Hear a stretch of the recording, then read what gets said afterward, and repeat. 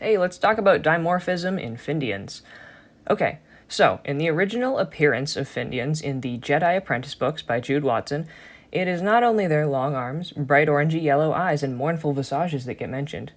Interestingly, it's clearly stated that Phindians possess hair, specifically the females mentioned in the story, and it insinuates that a human can easily disguise as one in the book. Since this debut, we have seen many changes in their appearance, later material giving them things like their token elongated skull and tapir-like hooves. But never have we seen art of the hair-bearing Phindians, which leads one to believe this detail was phased out when they were established as generally more reptilian. So what's the big deal?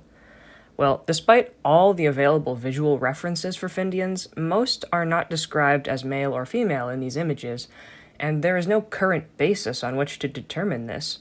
The only named and illustrated characters have been male, so we have an idea of at least what they can look like, as confirmed. At this point, two options present themselves for what the females may look like, one being that there is not a big difference between the appearance of the sexes, and the other being that we have never seen a female Phindian. The latter would mean that it is completely up to interpretation at this point until and if new media covers this. Personally, with my girl Burry, I decided to use the shape of the tympana, those round circles on the side of a Phindian's head. For females, I give it a little cleft or indentation, and I leave it smooth on the males.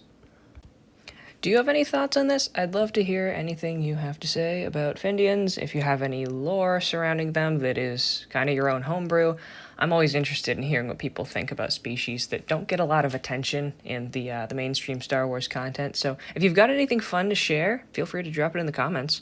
Thanks for listening.